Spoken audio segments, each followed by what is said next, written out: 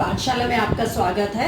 12वीं कक्षा के फिजिकल एजुकेशन अध्याय 3 योग और जीवन शैली, जिसका अगला टॉपिक है निवारणात्मक रूप में आसन। तो बच्चों, जाने सबसे पहले कि आसन क्या होते हैं। आसन, जैसा कि आपको बताया, संस्कृत भाषा के आस धातु से बना है। आरामदायक स्थिति में लंबे समय तक बैठना आसन कहलाता है। आसन 3 प्रकार के होते हैं। सुखात्मक आसन, जिसके 2 प्रकार हैं, मकरासन और श्वासन। दूसरा आसन है ध्यानात्मक आसन, ध्यान की मुद्रा में बैठना ध्यानात्मक आसन कहलाता है।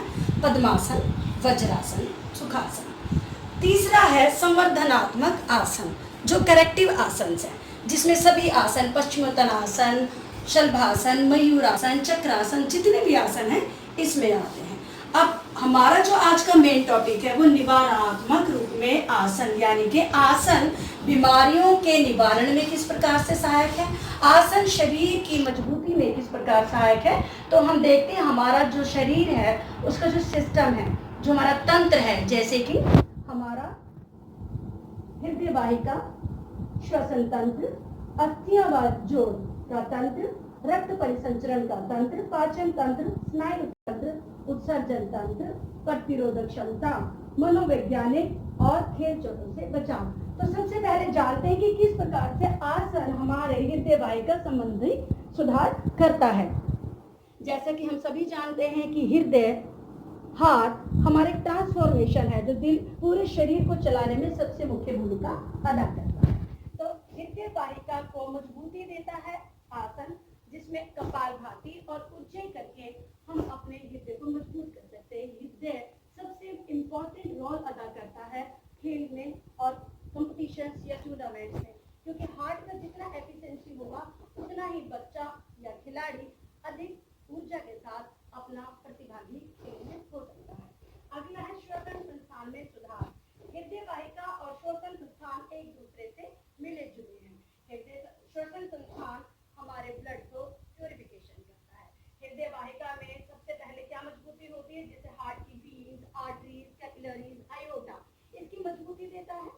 हृदय की मसल को मजबूत करता है। इसी प्रकार यहाँ श्वसन क्रिया में फेफड़े, हमारे लंग्स जो है उसका कॉन्ट्रैक्शन और रिलैक्सेशन, संकुचन क्रिया होती है, जिसमें उसकी मसल की, उसके अंदर फिर जितनी भी वीन्स है उनकी मजबूती करता है। इसी के साथ में यदि हमारा हृदय और हमारे लंग्स मजबूत होते हैं तो खांसी, अस्थमा जैसी बीमारियां तो होती ही नहीं है।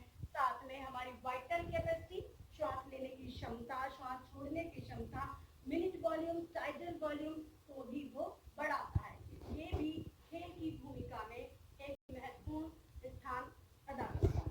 अगला देखते हैं अस्थियां व जोड़ में मजबूती। मोटे तौर पे हम सभी ये जानते हैं कि आसन करने से हमारे शरीर की मजबूती होती है, तंदुरुस्त होता है, सुडौल होता है।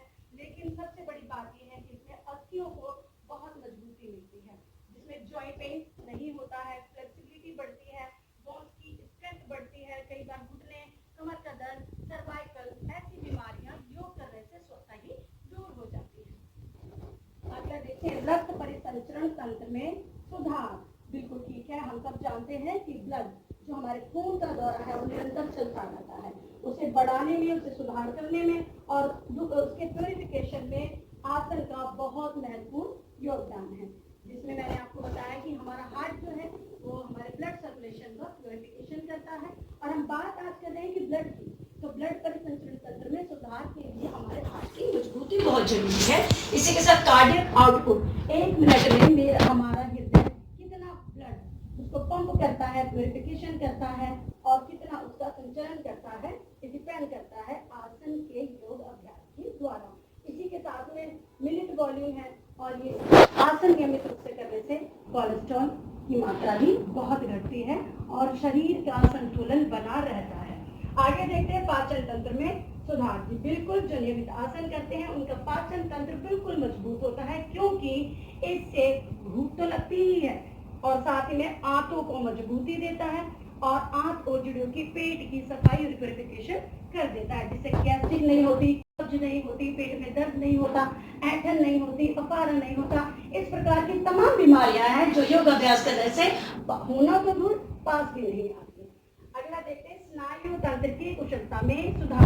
स्नायु तंत्र का मतलब होता है सेंट्रल नर्वस सिस्टम, इसे हम CNS भी कहते हैं। इसमें क्या सुधार होगा? जी बिल्कुल, नियमित रूप से आसन करने वालों की याददाश्त बहुत अच्छी है और साथ ही में उनको साइनेप्स जो होता है हमारा ब्रेन में वो हमारा मजबूत होता है, निरंतर सक्रिय होता है, सुचारू रूप से कार्य करता है।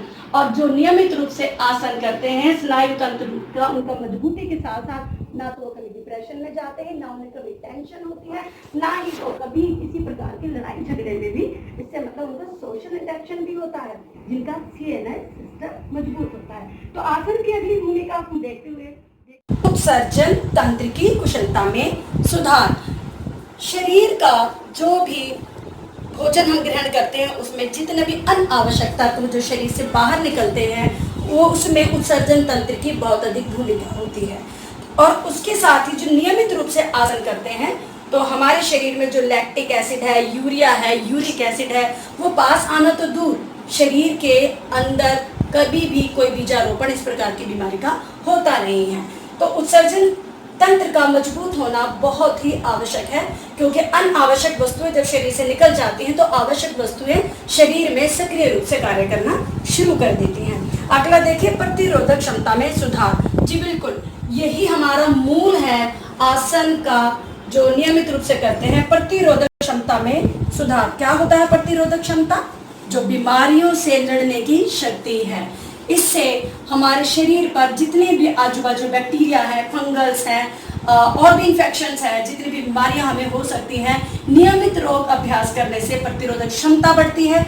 ऐसे हमारे बैक्टीरियाज हमारे बॉडी में उत्पन्न होते हैं ताकि वो बीमारियों से लड़ सके। तो प्रतिरोधक क्षमता नियमित आसन करने से इस प्रकार बढ़ती है कि शरीर स्वस्थ रहता है, सक्रिय रहता है और नियमित रूप से खुशी से कार्य करता है।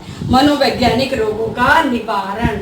देखिए 90% बीमारियां जो हैं मानव निर्मित हैं, वो बीमारियां वातावरण से और शरीर में उत्पन्न ही नहीं होती हैं। इस प्रकार की बीमारियों का ना तो कोई इलाज है, ना ही कोई दवाइयां हैं, लेकिन योग अभ्यास से इस प्रकार की बीमारियां आती नहीं हैं, क्योंकि मानसिक संतुलन बना रहता है। और हमारा मनोवैज्ञानिक रोग का निवारण आसन से किस प्रकार होता है? ध्यान स्वयं में बना होता है। और जैसा कि एक सूत्र है, स्वयं से स्वयं का एकीकरण ही सुख है। नियमित बैलेंस में रहता है, भाव उसके संतुलित रहते हैं, टेंशन नहीं होती, निद्रा नियमित रूप से आती है, अनिद्रा के शिकार नहीं होते हैं, क्योंकि बहुत बड़ी बीमारी है इंसोमेनिया। उससे बचाव का एक ही उपाय है कि हम नियमित रूप से आसन करें। और किस प्रकार आसन करेंगे इसकी चर्चा अगले अध्याय में हम करेंगे ही। लास्ट हमारा है खेल चोटों से बचाव। जी बिल्कुल, नियमित आसन करने से शरीर की पुष्टि बढ़ती है। शरीर की पुष्टि के साथ ही जो उसके हमारे कंपोनेंट है फिजिकल फिटनेस के, वो जैसे कि मैंने बताया लचक, शक्ति, सहन शक्ति, बैलेंस, चपलता, जब ये सारे कंपोनेंट आसन करने से हमारे मजबूत होते हैं, बढ़ जाते हैं, तो खेलों में जब हमारा कंपटीशंस है, टूर्नामेंट्स में पार्टिसिपेशन है, हम गिर जाते हैं या हमारे कहीं ना कहीं मूवमेंट डिसबैलेंस हो जाती है, तो हमें चोट नहीं लगती है, क्योंकि हमारी बॉडी हमें खुद से सपोर्ट करती है। जॉइंट्स की मजबूती होती है, फ्लेक्सिबिलिटी बढ़ जाती है, रेंज ऑफ मोशन बढ़ जाता है, शरीर की स्ट्रेंथ मजबूत हो जाती है और बॉडी की लचकता और बॉडी की चपलता और जो कोऑर्डिनेटिव मूवमेंट्स हैं वो बढ़ने के कारण एक तो ऊर्जा कम खर्च होती है, खेलों में हमारा प्रदर्शन बेहतर होता है और शरीर का जो आप देख ही रहे सारे कंपोनेंट्स, ये मात्र सिर्फ योग को अपनी जीवन शैली में अपनाने से होता है। तो नियमित रूप से आप आसन करते रहिए, नियमित रूप से आप योग को जीवन में अपना लीजिए और देखिए ये सारा जितना भी हमने देखा कि कोई भी ना तो रोग होता है और ना ही रोग हमारे पास आता है। तो स्वस्थ रहें और मस्त रहें, योग को अपने जीवन में अपनाएं। इसी के साथ ललिता जी की पाठशाला में आपका धन्यवाद। सभी साथियों से विनम्र अनुरोध है कि कृपया ज़्यादा से ज़्यादा इस वीडियो को शेयर करें, चैनल को सब्सक्राइब करें, ताकि अधिक से अधिक बच्चे इस कंटेंट से लाभान्वित हो सके। और कृपया YouTube चैनल पर कमेंट्स करें और जहां भी एरिया ऑफ इम्प्रूवमेंट दिखता है फीडबैक दें, जहां मैं और अच्छा कर सकती हूँ।